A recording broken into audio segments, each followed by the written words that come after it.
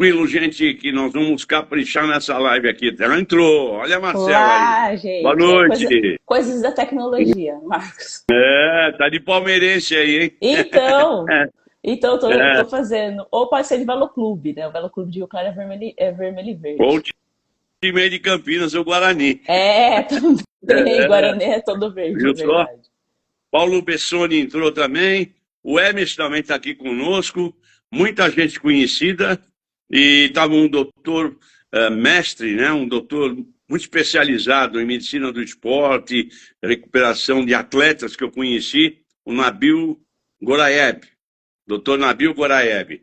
E você vê que a sua live, da Itália também, o Christian Paris foi meu centroavante, jogava de centroavante na minha equipe na Itália. Que Ah, bom. tá ótima a live. O som, tô sabendo aí. Tá tudo bem com você? Certeza. Boa noite, pessoal. Sejam muito bem-vindos. Muito obrigado, Marcos, pelo convite, né?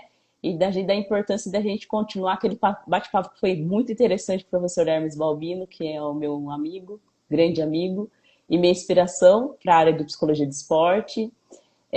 Se eu fui para a psicologia de esporte graças ao Hermes Balbino, que me apresentou na época da graduação da faculdade. Eu sou mais atleta, né? Então vim desde categoria de escolinha, joguei até o adulto, vôlei na cidade de Rio Claro, onde eu moro. Então eu sou psicóloga Sei. do esporte, sou especialista eu tenho especialização nessa área também, gestão de pessoas. Trabalho com psicologia clínica e psicologia esportiva. Eu já Nossa. atendi vários atletas e atendo ainda, né? Então, estou trabalhando nessa perspectiva. E o meu mestrado, também trabalhei com mestrado na área de atletas paralímpicos, né? Então, a minha defesa foi, e escrevo sobre isso, então a importância da psicologia do esporte também no esporte paralímpico. Estou aqui para contribuir, para a gente bater um papo, para conversar. Então, Legal. deixe suas mensagens aí para gente ir discutindo e conversando ao longo da live. Olha, eu queria agradecer mais uma vez você ter aceitado o convite e achei muito importante para nós, o pessoal que clicou, dando que viria você fazer a live, o prefeito, o prefeito e o ex-prefeito de Botucatu gostaram da ideia. O pessoal que, todos que eu mandei, a maioria deu uma clicada, que legal, que legal. Porque é bom você evoluir nas coisas. E eu estou fazendo isso aí, esse mês aqui está batendo 5 anos que eu faço live. E eu acho muito importante receber pessoas expertas em assuntos que é interessante para o esporte. Eu queria aproveitar para fazer uma propaganda do meu livro, O Jeito Brasileiro de Jogar Futebol. Espero um dia lançar aí em Campinas. Seria um prazer enorme. Estava em Jaú, sábado, lançando. Foi muito obrigado a todos lá, ao José Maia, a todos que me receberam muito bem lá. Tá bom? É um livro que está Sim. na livraria Martins Fontes, esquina da Paulista com a Brigadeiro. Ele começou assim, com o Pelé sendo o primeiro livro, né, que foi lançado nos Estados Unidos, Nova York, com a CONCACAF. Era a sede no Trump Tower, que era do Trump, o prédio, e depois foi lançado também em Wembley.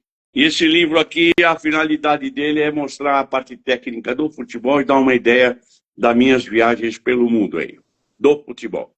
Então, uma dica, Aqui, então, uma super pode... dica, né, para jovens treinadores, né, estudantes de educação física que adoram estudar futebol, a análise técnica, olha, tem aí um livrão perfeito.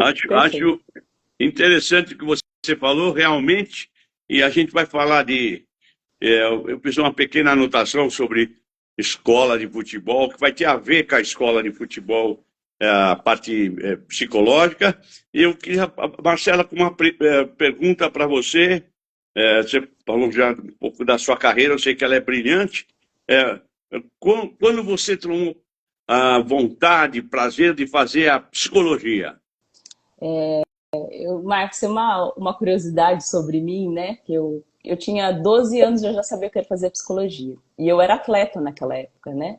Então, Você eu é falava fazer atleta de... voleibol, Atleta voleibol. legal. Eu Jogava em em Rio Campinas? Claro, sou de Rio Claro. Rio Claro, Quem Rio Claro, dera tivesse desculpa. jogado Eu estou dizendo que é por causa do Hermes. do Hermes. Hermes, por causa do Hermes é de Campinas. Então, eu entrei no voleibol, eu tinha de 11 para 12 anos, eu acho que eu ia fazer 12 anos. E porque, né, já as meninas da minha sala eram meninas já amigas de infância, né? Eles já treinavam aqui num projeto da prefeitura. Para quem não conhece, Rio Claro tem uma questão esportiva muito importante, né? De incentivo voltado ao esporte. E, e também eu entrei, né? Então eu tinha essa, também incentivada pelas aulas de psicologia Sei. e para as aulas de educação física. E daí comecei. Depois depois com 12 anos já sabia que ia fazer psicologia. Não me pergunte o porquê, assim, né? Todo mundo falava, mas tá, você joga voleibol, não é educação física? Não. Eu tinha até pensado em fazer fisioterapia, né? Mas eu sabia que eu ia, de alguma forma. Daí no ensino médio isso foi reverberando mais, porque eu tive aula de psicologia no ensino, durante o ensino médio todo, né? Aquele ensino médio, aquelas aulas de psicologia com pitadas voltadas mais para as questões do adolescente, então isso foi importante. Prestei todos os vestibulares, desde treineiro para psicologia, nunca prestei para outra coisa. Isso intrigava os meus pais, porque você não vai prestar outra coisa? E se não for? Eu falei, olha, eu nem pensava na possibilidade de não ser, né? E quando eu entrei na faculdade de psicologia, primeira semana de aula, eu tive certeza. Eu falei, olha, né, se eu tinha dúvidas do que eu queria, né, porque eu tinha 19, 20 anos, eu tenho certeza do que eu quero, né? E dentro da psicologia eu fui abrindo um leque de perspectivas de área de trabalho. Foi onde, conversando com o Hermes já, né, meu amigo de caminhada na faculdade, ele foi e falou, olha, Marcela, você foi ex-atleta, por que não psicologia de esporte? Da Falou bem. psicologia do esporte. Então nessa perspectiva também que Que depois legal. na faculdade eu fui. Que legal. A gente tem umas histórias, para quem mexe com diversas atividades, claro, que toma um impulso, surge uma ideia que eu lembro de mim, tal, que eu queria fazer educação física, depois, mas eu queria jogar bola, ser jogador, e no final, vou resumir o meu, porque a entrevista é com você, Sim. e aí eu resolvi parar para fazer a faculdade de educação física. Tinha bolsa, tudo. Fui tricampeão universitário jogando futebol, mas eu poderia ter continuado a jogar futebol. Eu não jogava mal, era médio volante, mas no futebol brasileiro é difícil, tem muitos. Eu estava no Santo André com o Formiga, tinha saído do Saad, mas eu tinha meu objetivo já no Saad, em São Caetano, fazer educação física. E aí segui esse caminho. E por sorte, eu digo por sorte, eu tive o privilégio, fui ser treinador. Eu era preparador, virei treinador. E não deve ser diferente de você algumas coisas, claro que a matéria é diferente. E eu tive psicologia na escola. Foi mais resumida com a Zuliane, doutora Zuliane, que era a esposa do Zuliane, foi preparador físico de São Paulo. Mas o interessante aqui que você está falando, você jogou quantos anos no Rio Claro? Jogou 2 anos, 1 ano, 10 anos? Foram, Quantos? foram 10 anos como atleta, né? Você Então, fez, você foram fez sem 10 querer. anos. Então, Legal. eu parei de jogar voleibol quando eu entrei na faculdade. Depois que eu entrei na faculdade, porque assim, a vida de atleta treina todos os dias, né? Então, eu treinava de segunda a sexta, das 2 às 5 todos os dias. E eu estudava de manhã. Quando chegou no final do ensino médio, eu fazia cursinho à noite e estudava de manhã e treinava à tarde o dia inteiro. Aí minha mãe Nossa, falou: Olha, eu acho que você está ficando desgastada, vai ter uma hora que você vai ter que escolher. Porque a minha analisa, altura, gente, né? Gente, eu analisa. tenho 1,67 m. Eu era atacante, a Poxa, vida é inteira sendo difícil. atacante. E depois eu tinha que ser líbera. Quem já jogou voleibol já sabe, né? Um atacante ficar na defesa, só da defesa, né? Eu falei, tomando bolada, E que é o que a muda. gente fala, muda muito, né? É, Mas assim, foi a primeira decisão, né, mais difícil que eu tomei na vida, porque eu lembro até hoje da cena, eu lembro de conversando com a minha técnica, que ela morava na rua da minha casa, eu tive que ir lá e me despedir. foi quando eu me despedi das quadras e ainda me despedi. Eu voltei um tempo atrás, Marcos, só um PS. Eu voltei um Só, tempo atrás, tive tendinite nos dois só um braços. segundo, só um Claro. segundo. Manda um abraço aí para Giada Paris. Ela é Buonasera, Giada. Um saluto. Piacere di Buonasera. conoscerla. Dá você um saúde para ela. Ela está na Itália. Ela Buonasera, é esposa do beijos. meu jogador. Pode falar. Buonasera, beijos. Saluto. Baixo aí. Tá bem. Mande uma É, macaronata per noi. Olha, Marcela, o importante é fazer isso que você fez, driblando os problemas, claro, e seguindo a carreira. sim. E acho muito legal, porque eu vou te falar uma coisa para você. Eu cheguei a ser um pouco treinador de vôlei por causa da faculdade. O Moreno era meu professor e me motivou. Só que meu caminho era o futebol. Trabalhei um pouco em clube, um ano lá com o Tietê como auxiliar do João, os caras muito bons. Mas eu via que eu continuava no futebol, mas eu ia acompanhar um pouco o vôlei, porque o vôlei me deu uma experiência sensacional em matéria de treinamento. E eu acompanhava os japoneses quando vinham aqui, trabalho em flexibilidade, essas coisas. Você seguiu qual não vou falar qual escola, Alemanha, o Japão. Quem que você admirou, que você falou, poxa, eu vou por aqui mesmo, que é aqui e tal. Fala você. Então, como eu sou uma criança da década de 90, então eu vim, né, praticamente com a seleção de ouro. Então eu vi Marcelo Negrão, era Marcelo Marcela, né? Era meu ídolo, é ainda, né? Meu ídolo foi com 19 anos. Acho que é importante quem não assistiu o Marcelo Negrão jogar, naquela época que a gente tinha tie break, que os jogos eram exaustivos, né? Ele era com 19 anos, ele foi eleito, né? Ele foi o melhor jogador do mundo e foi eleito o jogador, né, o máximo do Olimpo, né? Com muito novo. Então ele era a minha referência, assim como Ana Moser. Ana Moser, né? Dois ponteiros e era a minha, na época, né? Era o que eu queria ser atacante e fui atacante por muito tempo e depois eu fiquei como saída de rede, pelo causa da minha altura, né? Até treinar livre e depois eu terminar, mas assim, eu vim com essa geração de ouro que para mim era fantástico. Tática, jogando tático como uma questão de performance individual e de grupo, análise de jogo que o Maurício Legal. tinha enquanto levantador, assim, para mim sempre foi fantástico, né? E depois veio a geração de ouro, veio, né, também a Ana Moser, e depois eu fiquei muito fã da Fernanda Venturini enquanto levantadora, porque também era uma questão fantástica, uma visão fantástica de jogo, uma visão fantástica de liderança e fofão, né? Então, assim, venho de uma geração. E depois, muito fã da Fabi enquanto Libra e do Serginho também, que também foram as minhas inspirações. Mas ela já tava abandonando o esporte de uma certa forma como atleta. Como ajudando a complementar para você aí, quando Uhum, eu fazia educação lá com o Moreno, também me motivou ver o Santo André. Ele levava nós no treino no Santo André, ele jogava no Santo André ainda, e o Zé Roberto era um levantador. E fantástico.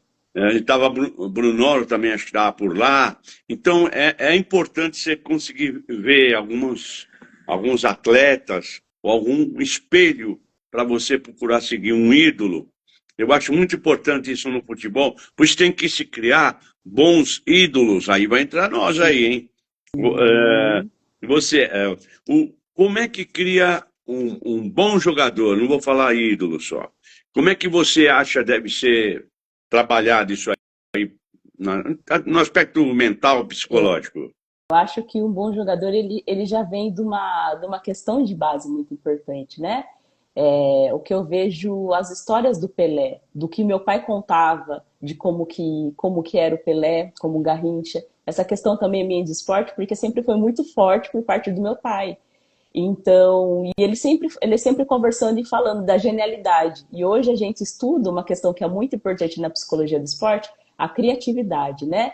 Isso é um tipo de inteligência, das múltiplas inteligências que a gente tem, né? Porque a gente tem uma só, somos várias, de como que ele foi genial, como o Garrincha foi genial, como a gente teve jogadores geniais, né?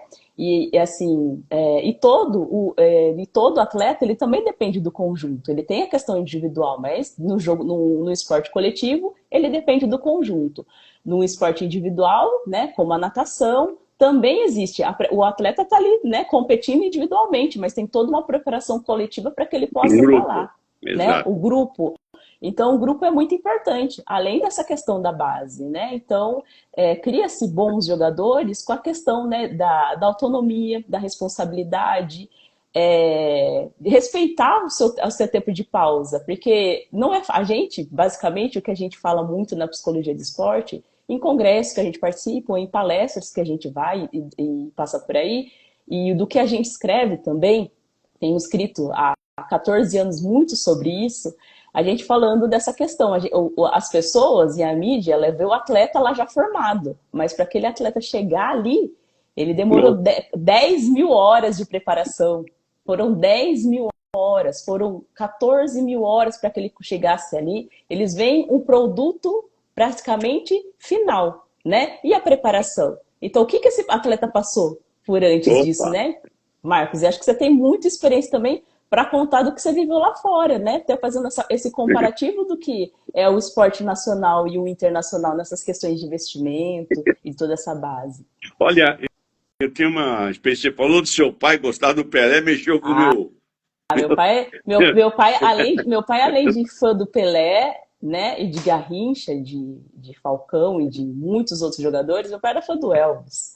Então, assim, muita história para contar e muita música também. Então dá para fazer uma live com ele. Dá. Com a minha irmã. A minha irmã tinha foto do Elvis em casa.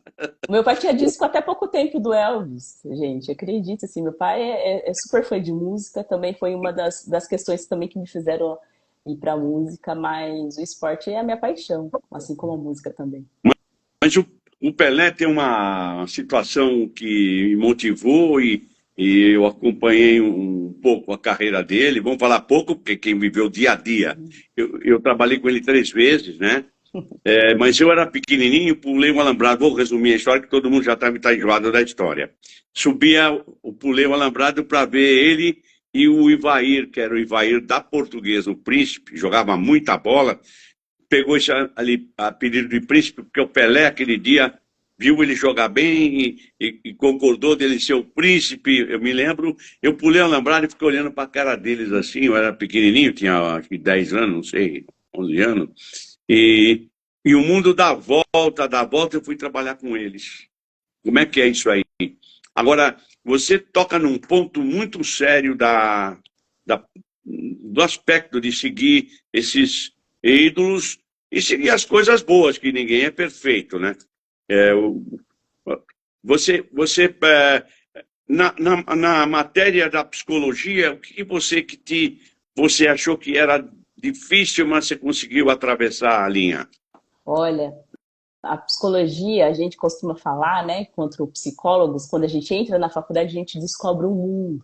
Que a psicologia são várias ciências dentro de uma, né? Então a gente fala que a psicologia são ciências. Então, para a gente entender o comportamento humano, a gente tem que saber de várias ciências para entender aquele comportamento, como se dá aquelas emoções, né? Então, são muitas teorias e são muitas ciências. E daí, quando a gente parte para o esporte, a gente vê da importância, né? A gente estava falando da questão, né, do Pelé e dos jogadores que estão se formando, a importância da disciplina e da persistência, né? Falando dessa questão da formação, a formação ela é muito importante. Mas se a gente não tiver uma base onde acreditem no que a gente é capaz de fazer e também olhe para a gente e fala assim, olha, você é capaz, né? Então, quando a criança trabalha as questões lúdicas da criança, mas vão trabalhando as questões da cooperação, de outros aspectos que são importantes, para que ela, se ela escolher o esporte, ou se ela escolher determinada modalidade esportiva, que isso seja muito, muito tranquilo na vida dela. Não impor, como a gente vê algumas questões, né, que a gente chama de influência negativa por parte de pais e alguns momentos até de atletas. É interessante você estar falando, por exemplo, eu no começo, eu vou falar de mim, no começo da minha carreira eu não quis aceitar a ajuda do meu pai, Não, o pessoal falou que você joga, vou te levar ali, levar aqui, ó. Mas aí eu fui batendo na cara no muro, pá, pá, pá. Quando chegou uma época, já não era mais para dar samba. Eu tinha uns 17, 18 anos, os caras queriam já o cara aí meio. Eu fui botar fogo no Rio, só se você for o Pelé. Um exemplo é esse.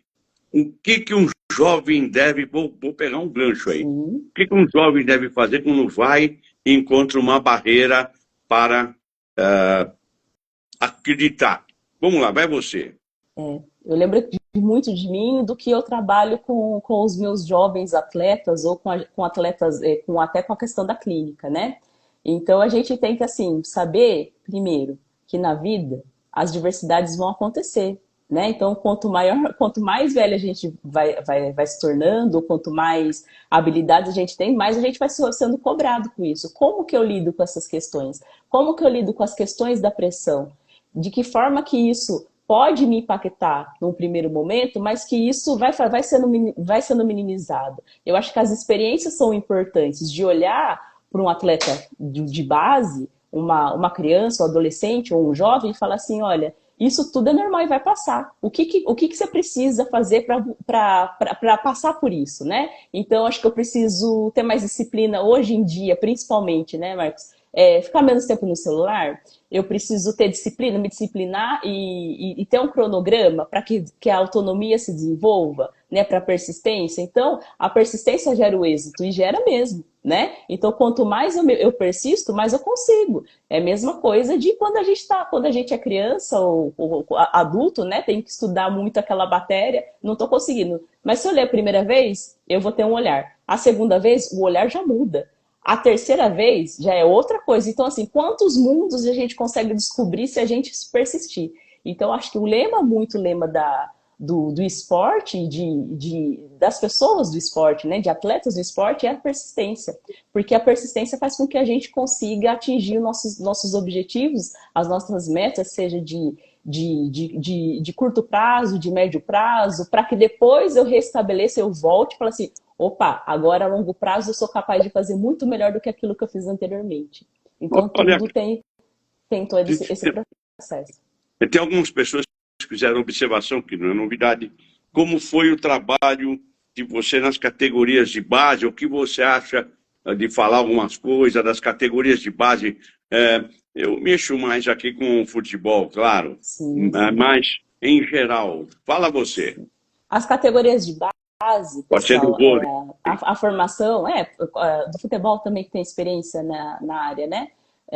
Handball também. As categorias de base, a gente fala que é um processo de formação, né? Então, a gente tem idades para que a gente consiga trabalhar. Então, com os menores, a gente vai trabalhar o lúdico, de uma forma mais lúdica, mas entendendo os aspectos psicológicos que são importantes contidos naquele comportamento. Nos mais adolescentes, a gente vai fortalecendo essas situações, esses comportamentos, para que depois, na vida adulta, a gente consiga neutralizar algumas questões, né? Principalmente nas questões que a gente vê muito, os pequenininhos, como eles estão ali de uma forma lúdica, a gente vai trabalhando as questões de cooperação, da importância da cooperação, do trabalho lúdico, né? Que todos vencem, mas também que é importante a gente abraçar outras pessoas, os outros amiguinhos nessa fase. Os mais adolescentes já vão sentindo um pouco das questões da pressão, que isso também vai acontecendo com o medo de errar, né? E a gente vai trabalhando assim que o erro ele pode acontecer e isso também faz parte, né? Eu Faz lembro muito parte. da frase, lembro muito da Dá frase. só um segundo Tá, aí, faz claro. parte. Eu, quando fui trabalhar com o Pelé, recebi o convite, a verdade é essa, eu recebi o convite, subi a Imigrantes e me falaram assim, o Pelé vai voltar a jogar, falou para você, vai trabalhar com a gente, vai dirigir ele, um negócio assim. Aí eu queria saber por que ele viu qualidade. E uma qualidade que ele viu, ele me elogiou, o professor Mazei, que era um guide, que guiava o Pelé, que era o mestre do Pelé, falou para mim, não, você é uma pessoa que trabalha a sério, negócio assim, e você não gosta de errar. Eu conheço você. E eu fui mesmo. Foi um negócio emocionante. Eu queria só adicionar para você alguma coisa que eu anotei aqui, uma reunião minha de futebol, o planejamento da escola de futebol, alguma coisa assim. O objetivo da nossa escola é educar, fazer amigos, dar desenvolvimento social, acompanhamento escolar, identificar e desenvolver o talento. O que você acha disso aí? É a grande questão da base, né? Antes de você formar um grande atleta, você tem que formar uma grande pessoa. Você tem que trabalhar com as questões de formação. Porque assim, lá na frente, ele vai poder decidir o que ele vai querer, né? Eu vejo muito por mim. Então, o esporte, o quanto que o esporte foi importante. Porque eu desenvolvi autonomia, a questão de planejamento, de organização também. Não só de pensamento, mas das Organização. questões de trabalho. A questão da atenção, né?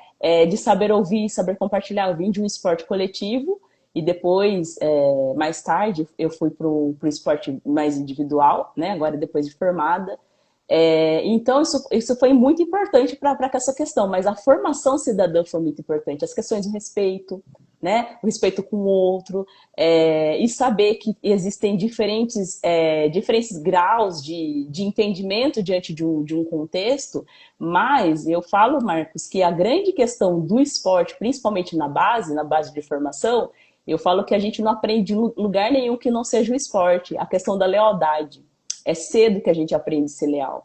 Então, a lealdade. Exatamente. Né? Exatamente. Então, a gente, enquanto atletas, a gente aprende a questão da lealdade lá na base, que isso também vai refletir para uma vida adulta, enquanto profissional. Aí entra os atletas que vocês veem, às vezes, ser expulso de graça ou criar problema fora até do campo. E, no geral, eu acho que é importante ser orientado na base também. Eu penso tudo isso. O Gilei está mandando um abraço para você aqui de Botucatu. Falou que a entrevista é uma beleza. Muito um abraço, obrigado. Gilei. Legal. Se você vê algum nome de alguma colega sua, pode mandar um abraço aí também. Por enquanto eu não estou conseguindo ver, não aparecendo aqui para mim. Então, se você vê, tudo bem. Eu vejo aqui Spacchiamont Cinelletti. Spacchi é nome italiano, né? Aqui está o Vebradio, CDR. Legal. E aqui vai a propaganda para o mundo. Aí agradecer aqui o Milton Neves, do Terceiro Tempo, e ao UOL, que divulgou nossa live. Eu queria que vocês gostassem uma mensagem. Eu acho que você conhece essa pessoa. Põe para mim aqui, por favor. Enquanto você está olhando aí, eu acho que é muito importante fazer essa live e ela vai ser a abertura para muito mais lives, como também para o Hermes. Com certeza. Porque vocês são importantíssimos. Pode falar, pode pôr, vê se você entende. Que aqui é feito mais como amador. Sim. Boa noite a todos, boa noite, Marcos Falopa. É uma grande alegria receber vocês que estão aqui assistindo essa edição especial da live que o Marcos promove constantemente, trazendo hoje uma convidada muito especial, que é a professora e psicóloga do esporte, Marcela Tomé, que é uma profissional que une com excelência o conhecimento acadêmico e a vivência prática no campo esportivo. A Marcela é graduada em Psicologia pela Universidade Metodista de Piracicaba, Unimep, especialista em Gestão de Pessoas e mestre em Desenvolvimento Humano e Tecnologias pela Unesp de Rio Claro, onde também é pesquisadora do Laboratório de Estudos e Pesquisas em Psicologia do Esporte, o LEPESP, tão conhecido no meio acadêmico, né? Em seu mestrado, ela desenvolveu um estudo profundo e inspirador sobre resiliência no esporte, tema absolutamente essencial para quem lida com atletas, superações e performance.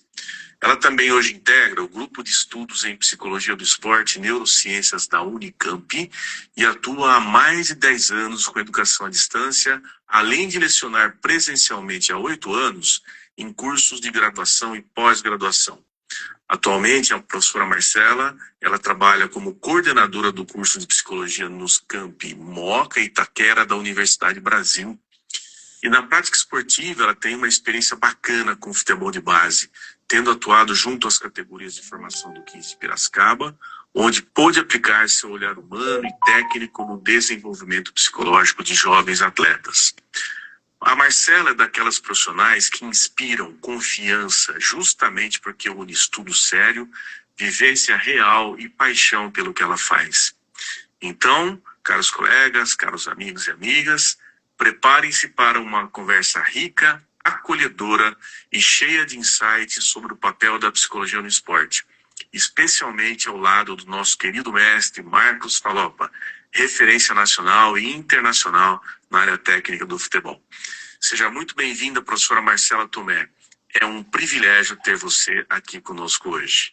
Muito obrigado, Emerson. Ela responde para você agora. Muito obrigada, Hermes. Muito obrigada por essa bela apresentação, né? Por essa palavra. Eu acho que é isso. É muito estudo, né? 14 anos estudando, 14 anos escrevendo, 14 anos participando de congresso, nesses 14 anos também 12, né? Nesses 14 anos, 12 ministrando aulas, então, e trabalhando também com a psicologia, tanto na clínica como a psicologia do esporte, que também, isso é um tema de uma outra live que a gente pode falar um pouquinho da diferença dessas duas perspectivas, e também, né, com muitas pessoas me ajudando, então assim, né, trabalhando e aprendendo muito, né, então eu tenho uma boa relação com os técnicos, eu aprendi muito também trabalhando na visão técnica, trabalhando com técnicos, né? Então, os técnicos foram muito importantes para mim, para minha vida. E também trabalhando com a equipe multidisciplinar, que é importante também.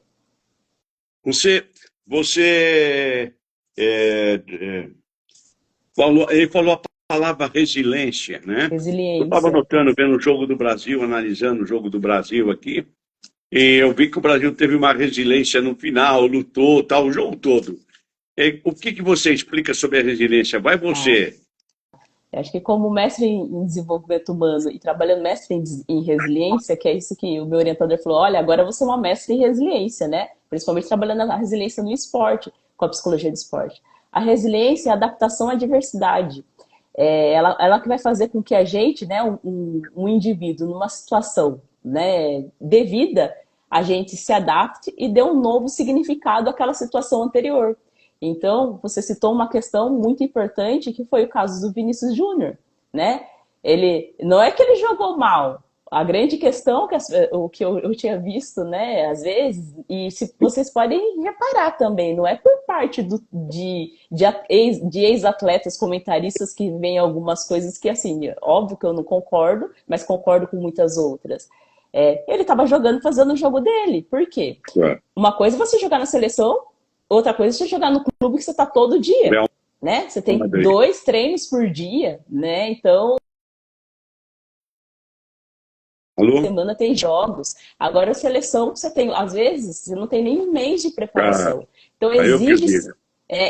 né, Marcos? E é muito difícil. Agora, você vai querer exigir de um atleta uma questão, né, que assim, que se fosse uma seleção que já viesse jogando da mesma forma ou com os mesmos atletas, é uma questão, né, que poderia ser pensada. Mas a adaptação foi ele ver que, assim, em algumas situações ele precisava passar a bola, ou ele não tinha, né, não que ele tinha desmotivação. Jogar 90 minutos não é fácil, precisa de um preparo muito, e ele já vem, né, de campeonatos do que ele tem. E no final, quando precisou dele, da inspiração dele, ele conseguiu fazer um gol lá nos 90 minutos, já, né, no finalzinho do segundo tempo, e mostrar. Daí esquece toda a parte crítica, porque ele fez um gol. É a mesma coisa, se me permitir, né, que eu trabalhei por muito tempo com goleiros e preparação de goleiros, e a preparação de goleiros não é fácil, né? O goleiro só é lembrado quando ele toma um gol. Mas as defesas que esse goleiro fez, se esse time não tivesse, né, uma defesa, né, que ele faz parte da linha de defesa, se ele não tivesse muito bem preparado, talvez o time tinha feito mais, né? E se ele tomou um gol, se o time perdeu, se o time perdeu, a culpa é do goleiro ou foi da linha do meio do campo para frente que não fez a parte? Então, se o atacante ele perde um gol, ou se não faz um gol, tudo bem. Agora, né, eu falo assim, e o goleiro? A gente sabe, né, trabalhando com eles, o quanto eles treinam, né, além de treinar, tem o preparo com a linha, eles também têm o preparo deles sozinho. Então, assim, não é uma posição nada agradável. Não é mole. Nada agradável. É Muito ingrata bom. até. É, eu, quando eu estava no mundo árabe, tinha que fabricar o goleiro. Tinha que fabricar o jogador. Mas eu lembro do goleiro. Sim, Sofreu, mas um dia eu saí de lá do Catar, sim, eu estava em Bahrein, numa outra país árabe, e eu soube que ele estava já na seleção sub-20. Então, sim, a batalha, o trabalho, e quem deu o exemplo ajudou muito. E eu acho que essa experiência é sensacional. Por quê? Um pouco mais atrás, o treinador tinha que fazer praticamente, às vezes, as duas coisas.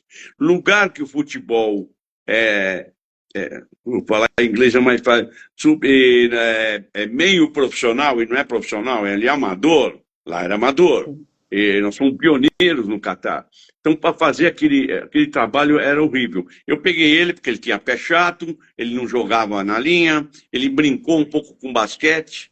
Então, você tem que notar essas coisas. Você não acha que tem que é, seguir essas coisas e sempre que treinar ele aconselhar, falar alguma coisa boa? Sim, assim, o goleiro, ele é muito criticado, né?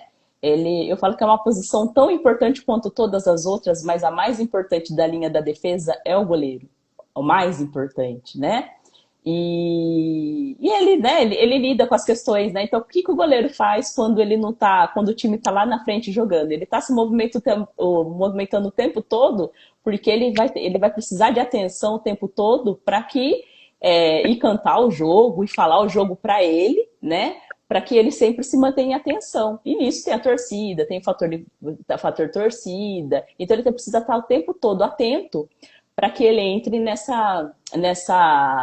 que ele continue, né, no mesmo estado de atenção que ele esteve quando no início do jogo. Então ele está o tempo todo, né? Ele não está o tempo todo parado, ele está o tempo todo andando, ele está o tempo todo conversando, chamando o nome dele, né? Quem ele é, que é uma Sozinho não dá para das... resolver. Exato, Sozinho não dá exato, para resolver. exato. Agora, eu acho que, por exemplo, e o que você acha, eu tenho que perguntar para você, do Neymar? O pai dele foi meu ponta direita no União de Mogi. Conheci o Neymar, eu conheci também no Santos. Tive com um presidente da FIFA lá visitando o Santos quando ele era novo. Depois eu tive de novo com ele na casa dele, que eu fiquei lá em Barcelona 15 dias. Foi uma satisfação e eu vi que ele é bom menino, bom rapaz, alguma amizade, faz o cara atravessar a noite, alguma coisa assim.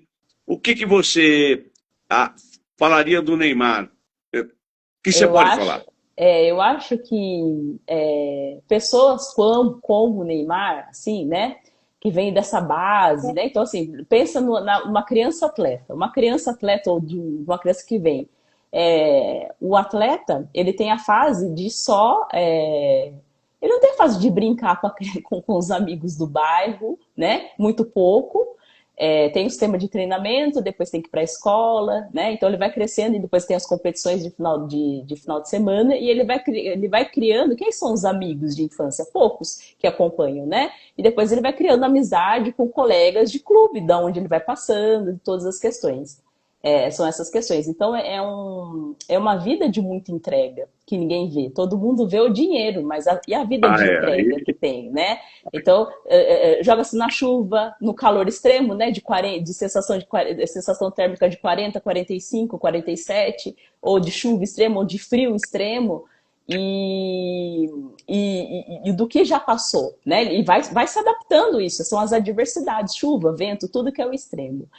E também, e para que ele se tornasse, que eu vejo ele como um grande jogador, e né? Porque tem muita gente que não gosta e também gente que gosta. Ele, como um grande jogador, a base dele foi importante, assim como outros atletas, ele é muito inteligente, né? E acho que a formação da base no futebol de salão foi muito importante para ele ser o jogador de campo que ele é hoje, né? Existe muita diferença, você pode falar muito melhor do que eu. Existe uma diferença de comportamento e de jogo de um atleta que vem do salão, que foi ele, que essa que foi a formação dele, para depois fazer a transição para campo. Então, eu lembro de um jogo da seleção há muitos anos atrás, que ele estava com alguns jogadores que também foram de futebol de salão, a troca de passes muito rápido, parecia que eles estavam dentro da área, parecia que estava jogando futebol de salão. Então a gente tem que ver. Ajuda muito, É, ajuda muito. ajuda muito o raciocínio rápido, a tomada de decisão, né? Então, a questão da criatividade, porque o futebol de salão dá essa base. Então, eu vejo, né? E também, às vezes, eu conversando com meu pai concorda comigo, que ele é um tipo de liderança que faz diferença. A gente não pode falar que não faz diferença, que não faz falta. Faz, né? Só que a gente não pode depender de um jogador só. A gente precisa formar ou precisa ver outros jogadores, porque uma hora ele vai parar. A gente sabe que a vida é curta do atleta. Ele pode ter esbanjado um pouco com o carnaval, claro, mas é um jogador utilíssimo ao Brasil, é o melhor. E teu pai que viu o Pelé aí, e eu também, eu fui lhe dar um drible, passou no vídeo, hein? Ele deu um drible que nem o Pelé eu vi dar, na cabeça. Ele tinha que cabecear provavelmente para cá. Ele deu uma pequena chicotada na bola aqui e foi para outro lado e deu um chapéu no cara. É impressionante a criatividade e a inteligência desse rapaz. Ele pode abrir muitas portas para o Brasil está precisando muito dele. Ele deve estar consciente disso, que a minha carreira uma hora para e está bem de vida. Então ele tinha que, com satisfação pessoal também, ter um campeonato do mundo e ajudar o Brasil a ganhar o campeonato do mundo. Isso aí existe um trabalho sério. Nós sabemos que acho que na CBF tem o Dorival, conheço bem, trabalha com psicólogo e eu acho importante o técnico também conhecer a psicologia, como a gente conhece um pouco, o que é bom, é útil. O que você acha disso aí? Olha, quando o técnico tem um conhecimento da importância da psicologia do esporte, da psicologia no esporte, que a gente fala, né?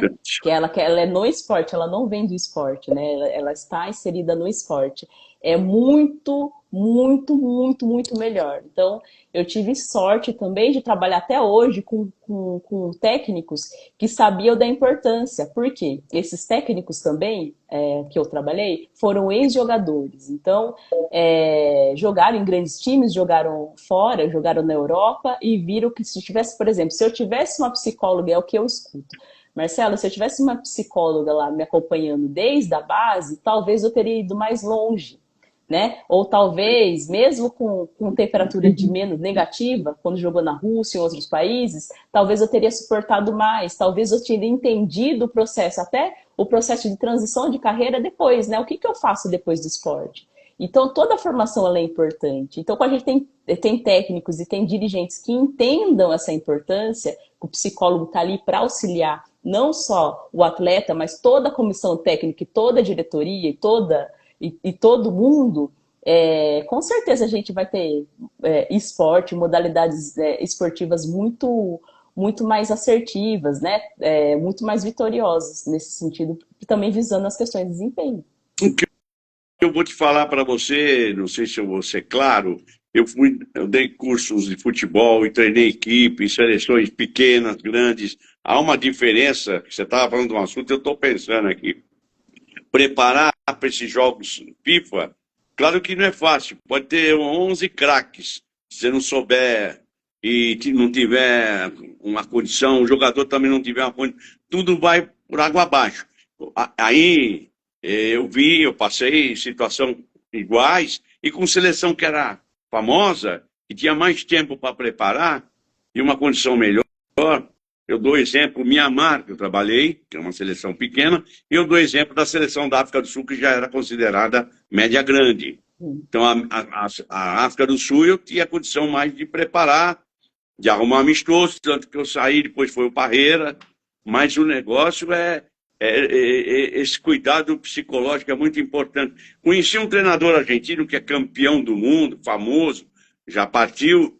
Eu convivi com ele no México, eu fui dar curso e tal, ele falava muito, não quero saber de psicólogo, mas aí foi um outro problema, um pouco, não digo que é pessoal, mas o psicólogo saía com os jogadores. Então, o que eu quero chegar com você é na confiança. Tem que ser uma pessoa de confiança, não tem? Na verdade, a gente tem que pensar que, assim, a psicologia, a gente tem a postura ética, né? A gente não pode Ô, confundir o seu ô, trabalho com as questões, né, do atleta. O atleta lá não é seu amigo. Você não é amigo do atleta. Você é o profissional que está ali para gostei. atender. Mas a gente trabalha as questões da humanização também do trabalho. Não precisa ser um trabalho, não precisa ser um trabalho distante, mas, assim, existe a questão da separação. Porque o atleta também ele quer viver as questões que são pertinentes à vida dele. Né? Ali no campo ele é um profissional, porque a gente tem que lembrar, né, que o atleta é um trabalhador, né? Enquanto trabalhador, ele sofre das questões de trabalho, mas ele também tem a vida pessoal dele, então ele quer viver a vida pessoal. Se tem essa postura, em que momento que o atleta vai viver as questões pessoais dele, né? Se você quiser ter raiva, né? Quer dizer, te ver alegre ou outras coisas, interagir com outras pessoas, ali é o momento dele. Então a gente precisa respeitar as questões de espaço, que é importante também. A gente tem um vínculo, né? O vínculo de trabalho, mas precisa ter essa questão Claro, de lembrar essa separação. claro. Aí é que nem um quartel, alguma coisa assim, que vai ser uma guerra depois, não pode passar informação para os inimigos, ou ajudar o inimigo. Ele é o treinador Bilardo, meu pai conheceu bem ele. Ele foi campeão com a Argentina em 86 no México. E era muito bom, treinou Maradona. Nossa, sabia tudo. Só que ficou doente e agora se partiu. O Marco Rosa tá. How are you, my friend? Tá na Escócia, é um amigo meu, há muitos anos, de família aí e tudo. Marcos, tudo bem aí? Ela vai te mandar um abraço. Pode mandar um abraço para a Escócia? Hi, Marcos. How are you? Thank you. Gostei. Ó, viu? Eu queria tocar com você num assunto que eu comentei com você antes de nós fazer a live, outros dias e tal, e eu falei da palavra bullying. Na verdade, você me lembrou que é o assédio. O que Assédio. que você pode citar de exemplo que não deve ter na escola de futebol? O que que pode ser? O que a gente tem visto muitos casos, né? Não só no futebol, em outras modalidades também, as questões de ofensa, né? E quando a gente está na base, eu tive um atleta que era goleiro, e ele sempre lembrava de quando ele era pequenininho, tinha 5 6 anos, ele estava disputando um campeonato, né? E estava lá, tava parado no gol, né? Pequeno, e daí começaram a xingar ele. Xingar ele tinha 5 anos, Não, gente. Ele, mínimo. e começaram a xingar ele, e ele era uma criança, né? Como que vai entender? Olha, a torcida pode fazer isso, né? Mas esteja preparado. Mas ele era só uma criança. E daí ele lembra que ele chorou muito, que depois do intervalo o técnico veio, abraçou ele, que isso foi uma questão muito importante, né? Da questão do acolhimento, de entender, e depois o pai dele. E depois ele voltou para o jogo, né? Entendendo que isso fazia parte, né? Então foi a primeira experiência dele. E foi uma situação, né, de assédio enquanto enquanto acontecendo, né? E a gente vai vendo isso acontecendo. Eu trabalhei também com um dos atletas, né? Trabalhei com um atleta de futebol feminino e também tinha, né, o assédio por parte da torcida, mas desmerecendo e com atitudes machistas em relação às meninas, né? Mas de coisas de situações de baixo calão, de extremo baixo calão, né? A gente sabe que o papel da torcida é torcer, às vezes, né, tá lá contra. A gente pode torcer, mas não desmerecer e trabalhar com palavras de baixo calão em relação à atleta, né? Então, assim, o ódio, ele só transforma as coisas em ódio. Você consegue destabilizar um atleta de outras formas. E também que a gente vem visto, né, de outros atletas acontecendo isso no vôlei. Eu falo a questão seguinte: a questão não é exatamente quando a gente está em campo, ou quando a gente está na quadra, ou quando a gente está na natação, porque é uma das modalidades que eu pratico hoje, é a natação. Enquanto você está ali, basicamente você não está quase nem ouvindo, né? Você está tanto tempo já treinando, você tá ouvindo a torcida. É só no momento que você para. Aí que a torcida vai, né? Por exemplo, você vai estar lá na linha de saque é o momento que você para, que você consegue escutar a torcida. E quando você está na quadra, você não estava escutando. Quando você está jogando, você não está escutando. É quando para que a lateral, é no lateral, né? Ou cobrar o escanteio que a torcida fica ali porque sabe. Então, essas coisas têm acontecido. E até o que a gente está vendo, né? Replicar em situações até nos clubes aqui no Brasil, as questões de racismo.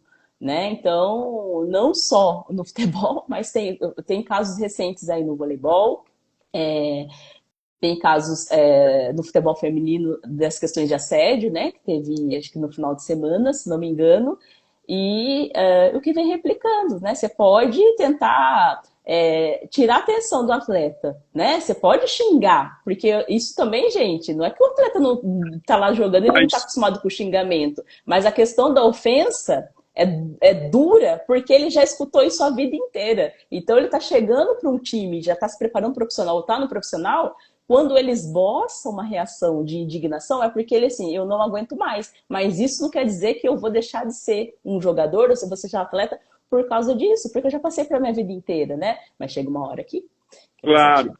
claro. Isso aí tem que ser preparado piano, Sim, piano, se diz em italiano. Devagar, devagar, né? exato. Slow, slow, até entrar na mente também para ajudar. Mas claro que chega a um ponto. Mas eu lembrei de um cara, Sim. o Daniel Alves, que jogaram uma banana, ele descascou, acho que foi ele. Um jogador do Brasil pegou, descascou, comeu e bateu escanteio. Foi o Eu acho que Daniel. essa é uma resposta, desculpa falar, sensacional, mas é um negócio lamentável. Sim. Eu trabalhava na Itália e meu time era da segunda divisão e meu time jogava e tinha alguns africanos. Eu trouxe meu eixo do time, eram os caras que faziam gol, eu pus os caras da África. E ele ia para cima. Ele era pênalti nele, o juiz inverteu, deu falta umas duas vezes, um negócio absurdo. E aí, então, eu acho aquilo lamentável. Saiu da rua. Você está bravo? Eu falei, não, não estou bravo, eu vou embora, porque isso é sacanagem tua. Eu vou falar, falando com ele italiano, eu vou falar com os caras da federação que você está fazendo aí. Isso é uma discriminação, é um racismo, é diversas coisas, né? O que você É. acha disso aí? Olha, o racismo é a total falta de inteligência do ser humano, né? Porque se a gente Gostei. estudar genética, né? E saber da genética, a pele branca nada mais é que da despigmentação da pele preta, né? Um olho claro, ele nada mais é do que uma pigmentação o olho puro é o olho preto. A pele preta é o puro. Então, e dentro do processo genético, do processo esquelético, anatômico, né? Qual que é a diferença de uma pessoa branca e preta no esqueleto? Não existe diferença, né? E eu Claro. lembro que uma vez, quando eu estava dando palestra, eu lembro que eu tinha visto antes dessa palestra eu tinha visto, já falei sobre casos de racismo no futebol, né? E falando das questões Sei. éticas, e falando do fair play, quando a diferença de bullying, de assédio, né? E bullying, ele é só para o pessoal entender, bullying ele é só caracterizado no ambiente escolar, tá? Então, É. em outros contextos, ele tem contexto de assédio e tem as grandes especificações disso. E daí eu falava assim, eu lembro que tinha visto uma frase uns dias antes e que falava assim, que no final, né, reis e peões voltam para a mesma caixa, né? Então assim, gente, vai todo mundo morrer, né? E a gente, Exato, eu lembro exato. que a minha avó falava muito disso quando a gente era criança, né? E falou assim, olha, não é porque você é rico, você tem cabelo liso, você é cabelo loiro, você é preto, não sei o quê, né? Índio, o que você seja, né? Mas Você pode feder até mais, né? Então, assim, tem que gente, ir. qual que é o objetivo do racismo? Né? O porquê que o outro te incomoda, o que que fez, né? Então, assim, lógico, na psicologia a gente sabe que existe um processo de identificação que fala sobre isso, mas, gente, no final das contas, o Covid, ninguém aprendeu com o Covid, acho que não vai conseguir aprender. No final das contas, quem estava no hospital X morreu. Quem estava no hospital Y morreu. E olha que coisa engraçada, Marcos. Vamos fazer uma comparação que eu vi um estudo Vamos. do morador de rua. Quantos moradores de rua morreram na cidade de São Paulo? 40. Não, não. Quantas pessoas no estado de São Paulo, na cidade de São Paulo morreram? Então, assim, gato, você vai assim, no final assim, é isso. Então, assim, Exato, o diferente, né? Essa diversidade de pessoas humanas é que faz esse mundo mais bonito. claro, claro. Você falando isso aí, eu vejo que, mas eu acho um detalhe que e o Vinícius já está preparando, você está falando do jogo Brasil amanhã, eu Sim, vou querer saber qual é o resultado, na sua opinião. Mas o Vinícius, ele muito está fazendo esse programa que eu acho muito sim. legal. Só que ele tem que tomar cuidado, tira a concentração. Estava num jogo aí que eu vi na televisão, você deve ter visto, ele dando um presente, dando não sei o quê. Aí nós que somos da bola antes, falei, ih, cara, começou a. Mano, vão encher a cabeça do cara, que o cara deixa ele concentrado pro jogo. Isso vai. E ele acha que já está escorado agora, dá para ver que ele entra no campo mais escorado.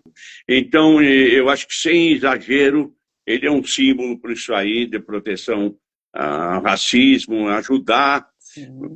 É duro acabar com isso, isso aí vai existir. Quando você joga bola, você vai de fora daqui para um outro país, mesmo com amigos. Na Inglaterra, eu fui jogar bola pelada, numa praça, Holland Park. Aí os caras eram sul-americanos desse lado, mas tinha colombiano, argentino, eles às vezes não passavam a bola. A gente tem que se mexer e buscar a bola. Claro, tem que saber usar a manha. Então existe uma discriminação, um negócio absurdo, absurdo. Eu acho que amanhã, Deus queira que não tenha, mas vai ter alguns caras perturbando os brasileiros. O rapaz do Brasil deu um azar na declaração que ele deu para o Romário. Também o Romário deu uma induzida nele para ele falar: vamos para cima, arrebentar. Isso aí o técnico de lá pega, põe na tela. Isso é usado no tempo do onça. Sim. Não e não aguentar aqueles caras, aquele Paul da Inglaterra, da Argentina, não é mole. O que você acha disso aí? Fala. Ah, na verdade, os argentinos eles precisam olhar para si, né? Porque se a descendência deles é indígena, eles estão falando do quê, né? Então, né, o paraguaio, né? Então, assim, estão vendo que é uma questão provocativa. Mas isso também é questão do técnico falar, gente, deixa eles falarem o que Ah, é eles quiserem e isso vamos aí. responder. Vamos, Boa.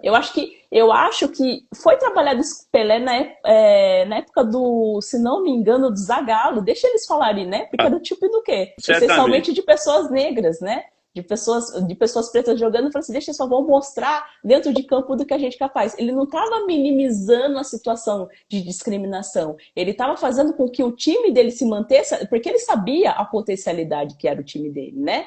Eu acho que Claro. o Tele, que era um pouco mais agressivo, né? Chamando a questão que eu sou São Paulino e chamando essa atenção também, de falar assim, olha, vamos fazer o que a gente é, porque aqui somos profissionais, vamos mostrar em campo o que a gente é capaz de fazer. Não estou falando que é fácil, né? Não estou falando, mas é um trabalho que eu acredito que o Vinícius Júnior tem uma psicóloga excelente trabalhando com ele ali por trás e trabalhando essas questões. E só um Claro. parentezinhos, né? Assim, falando de Pode falar. Lewis Hamilton vem falando isso há muitos anos, É, né? Então, assim, ele vem de um pai que era mecânico e ele tinha, né? Ele tinha todo, o pai aposta tudo nele e vice-versa. E tem as questões particulares, não estou falando disso, eu estou falando ele de enquanto atleta. Ele é muito compenetrado, ele fala: eu tô aqui para fazer aquilo que eu gosto, que eu amo. Isso é persistência, isso é adaptação à diversidade, isso é resiliente, porque o meu objetivo é chegar. Então, assim, foram anos sonhando com isso, foram anos trabalhando com isso para que as pessoas me colocasse no degrau, né, gente? Se o Hamilton, possivelmente, se ele ganhar mais um título, quantos anos a gente vai demorar para que a gente tenha um Hamilton novamente, né? Assim como o LeBron demorou na NBA demoraram 40 anos para chegar, para que tivesse um atleta do nível do LeBron James, para que ele conseguisse, né, todos esses títulos, todos esse número de pontos que é assim inacreditável. Quanto tempo mais a gente vai demorar para que isso aconteça? Então, legal. diminuir vai acontecer né? Então, acho que a NBA é a questão que acho que também é uma outra porta que nos mostra que isso vai acontecer. Basicamente, a gente tem, né, poucos atletas, grande maioritariamente dos atletas negros jogando e mostram isso, assim, eu tô aqui para ser profissional. Mesmo que me doa, eu vou tratar isso. Eu sei que é difícil para o Vinícius Júnior, que a gente precisa lembrar que ele só tem 23 anos, ele é muito novo. Mas ele vai passar por essa experiência, Marcos. Ele vai e ele vai conseguir, porque assim, ele é o melhor do mundo hoje e vai continuar sendo. E vai continuar sendo. Claro, claro. E eu acho que tem que olhar isso aí com muito cuidado. Eu acho que eu trabalhei 20 anos com a FIFA, dando cursos de futebol pelo mundo, observando Copa do Mundo, fazendo programas para eles, ajudando a fazer material didático. Inclusive o Bilardo estava também com a gente, isso aí. O que eu acho importante é a FIFA olhar isso com muito cuidado. Sim. Porque tem que... Mani, e eu esqueci de falar, que eu escrevi para falar com você, vou aproveitar, venho agora. Sim. O presidente da Conmebol, aquela declaração, como é infeliz. Eu mesmo, às vezes, você tem que entender um cara brincando, mas foi tudo na hora errada, Sim. entendeu?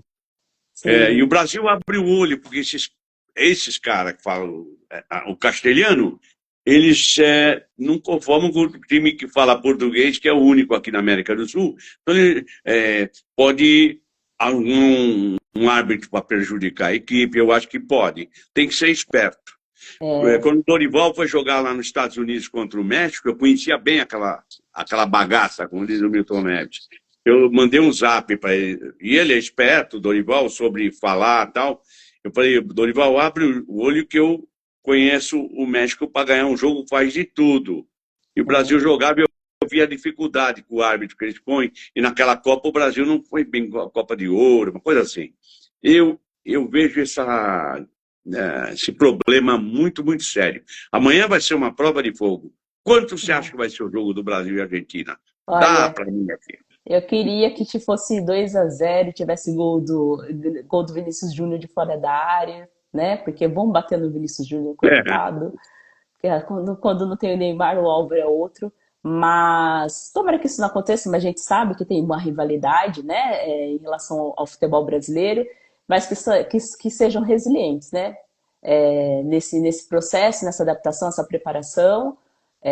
Tenho certeza que o Dorival Júnior vai conseguir trabalhar. Dorival Júnior, qualquer coisa, estamos aí, Marcela Tomé, né, CBF, FIFA, porque a gente está precisando de trabalhar a formação, não só a formação de atletas, mas a formação de toda uma comissão técnica. Como que a gente lida? É muito tranquilo de lidar com essas questões, mas a gente precisa preparar as pessoas para isso, né? A gente, lógico, a gente tem academia de futebol, mas a gente também... Edinaldo, olha a Marcela aqui, ó. Exatamente. Por que ela não vai, pelo menos na categoria de base do Brasil?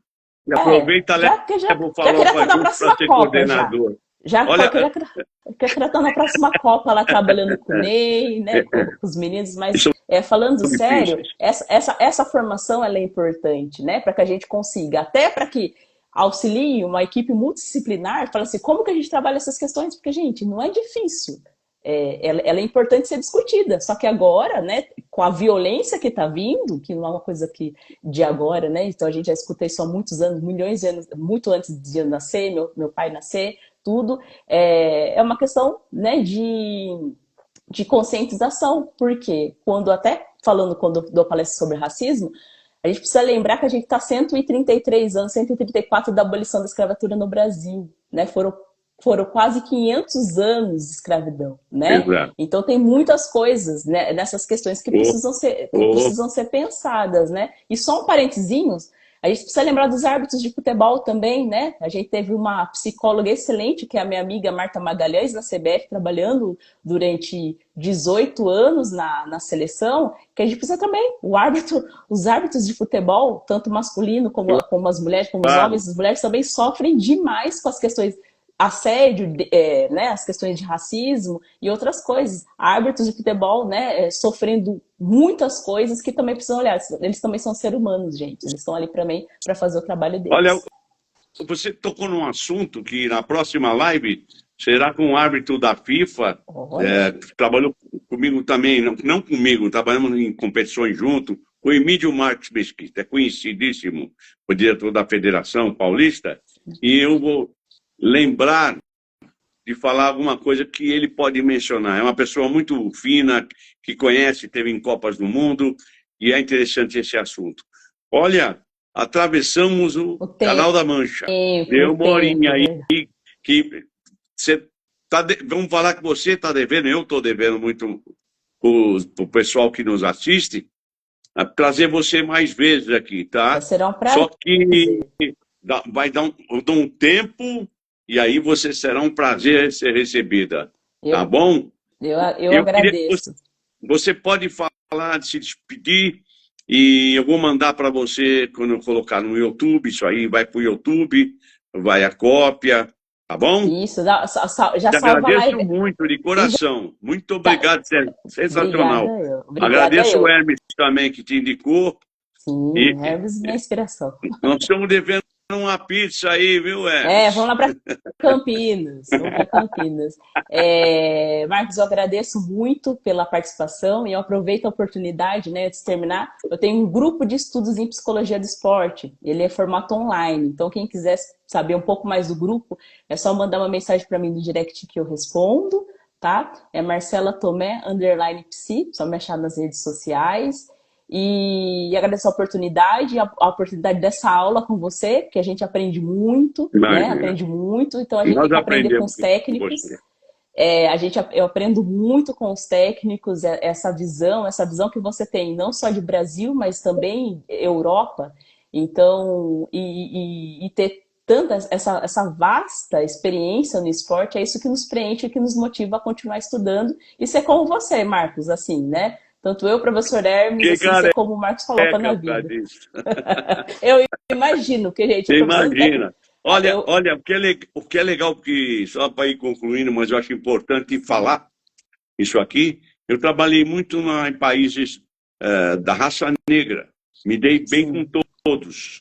Na África, muito. Camarões, que era pedreira. Ali, saber viver. Eu joguei em Kinshasa, lugares difíceis, onde o Pelé parou uma guerra. Exato. O exemplo era o Pelé, foi jogar o Santos, Pelé jogou, e o ditador lá, Idi Amin Dada, eu penso que era ele, que fez a partida, parou a guerra, depois ele saiu, os caras começaram a guerra. Na América Central, Caribe, e há muitos, e é uma sociedade muito legal, são gente muito boa, você sabendo viver, qual que é o problema? Tem que ser assim. Muito obrigado você, viu, de coração. Me manda o escrito aí do grupo. E uma satisfação participar com vocês. Se precisar qualquer coisa também. Muito obrigada. Vou chamar você lá participando do grupo, que é importante essa troca. Não só eu como psicóloga, mas tendo técnicos mostrando a questão técnica, porque é importante para que a gente também entenda e contribua. Né? Então, outros profissionais atletas também participando do nosso grupo, que ele é um grupo aberto. Precisa ser psicólogo, precisa ter técnico, precisa da área da área da saúde, né? Educação física, fisioterapia, nutrição, não. Né?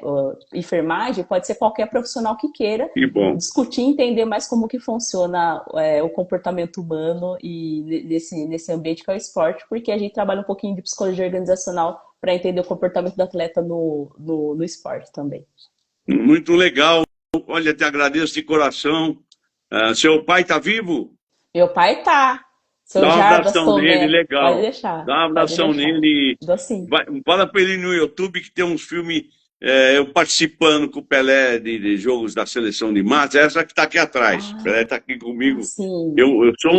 Eu era um café com leite, mas eu andei muito com o rei. Muito legal. Com certeza. Olha, um abraço, obrigado. Até outro dia, se Deus quiser. Me dá um mêsinho aí que eu vou dar um jeito nisso. Tá, tchau. Ok, pode deixar. Tchau, tchau, Marcos. Tchau, pessoal. Muito obrigada pela participação.